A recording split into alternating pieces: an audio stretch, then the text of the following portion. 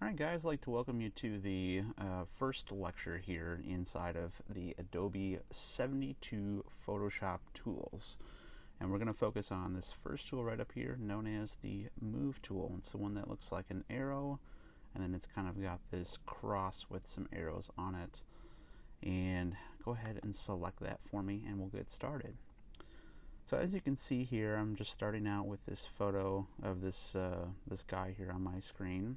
And over here I have some rectangles that I've made. Two of them, the green one and the black one, are over here in this folder, in this group. And this red one here is just kind of all by itself, all on top of this guy's photo, this background layer. Okay, so first we're going to come up here. With all the tools, you're going to be able to have this area to kind of set your preferences. So whatever you change on this top row up here, you're going to be able to save as a preset. So whatever tool you'll choose from the left hand side over here is going to be a preset here if you choose to save it. Okay, so the Move tool. This is going to be by far the thing that you use the most in Adobe Photoshop, because you are constantly having to move things around. It's just I call it a necessary evil, because it's a tool that you're going to have to default to get where you want to go. So if you want to move something inside of a photo, which you will do every single time you open Photoshop, you're going to need this Move tool, which is probably why it's at the top.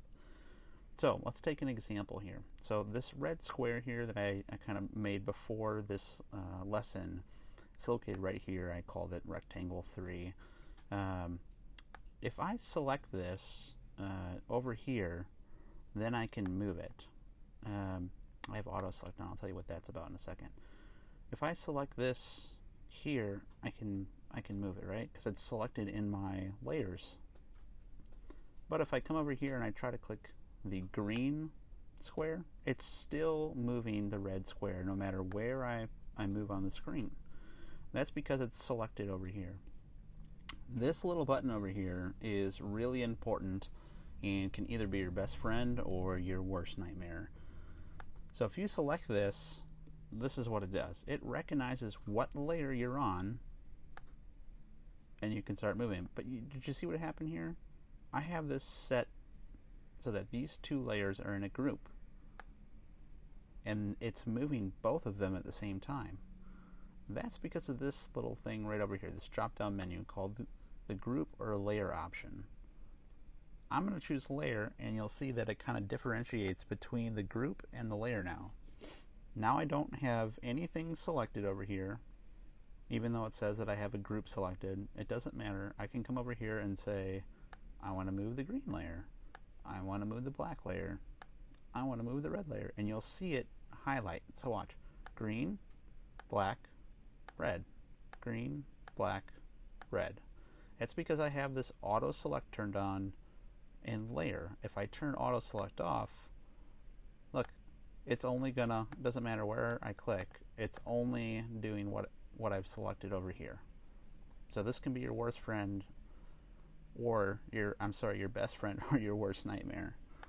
Okay, another important thing. If you have this set to group, as you saw before, I have the green and black layer in a group, auto select group.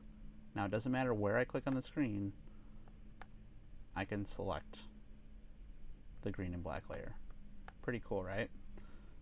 Okay, so let's just, for instance, take this back to layer, auto select, and we're going to select the red layer.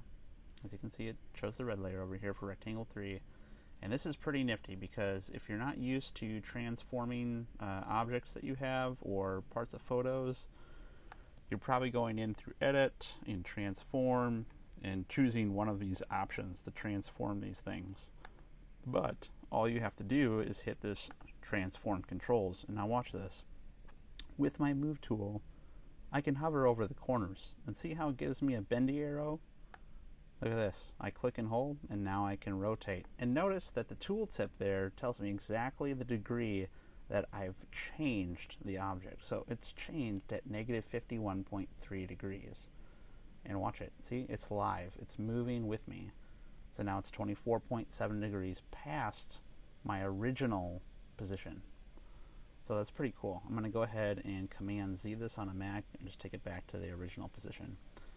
Notice what happens now when I hover over my actual little blocks here and I can click and drag.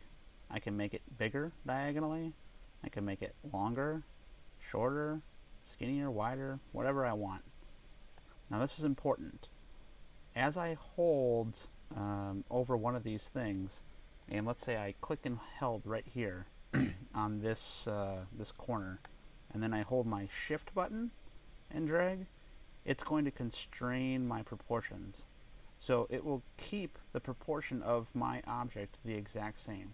This is pretty important. Let's say I wanted to grab this guy's eye. Well, you don't want to make the eye all squishy like this square, right? It would be all deformed. No, what you're going to want to do is you're going to want to hold it, and then you're going to hit shift and hold it. So hold shift while you click and drag, and that would keep everything in proportion. Pretty cool, right? You'll see what happened up here when I'm hanging on to all these things as part of the move tool. You can start to change all this stuff manually, which is pretty cool. I don't use it that often unless it's some ridiculously huge image and I need something just right.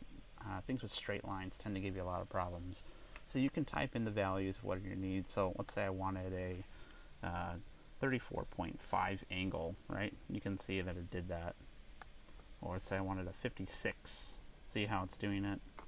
90-degree angle. So if that's more your style, if you'd rather focus on something exact, this is where you do that after you've clicked on the transform thing. And of course you can pick all your different options over here for how sharp or how smooth you want your differentiation for. So let's go back, make sure that we don't want to apply our transformation. It will ask you that every single time, which is a pretty good deal, because oftentimes if you click and you move something, it's even just a little off, it'll give you lots of problems. I'm going to hit don't apply, and see it takes it right back. Okay, so the last part of the move tool are all these grayed out options. What we're going to do is we're going to focus on this first set because these are the most used.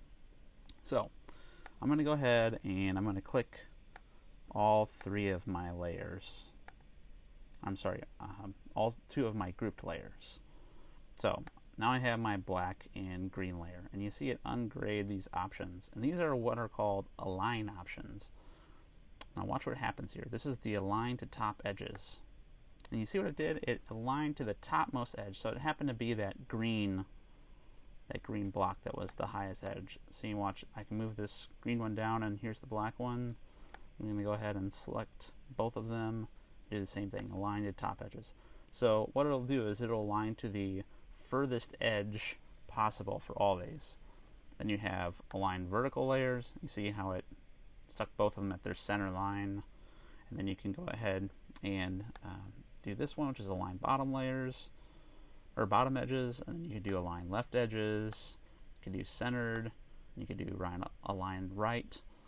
Let's say we wanted to then take the red one and align that right as well. See, it'll take them all and stick them over there. So it's pretty cool stuff. This is a great way to make sure that everything is perfectly lined up. You could swear in court that this is 100% lined up on a certain edge or centered. Often you will see graphic designers mix photos and text, and I guarantee you that they're all using this where they're aligning everything to make sure that it's the most visually appealing to the customer or consumer. And that's pretty much it for the move tool.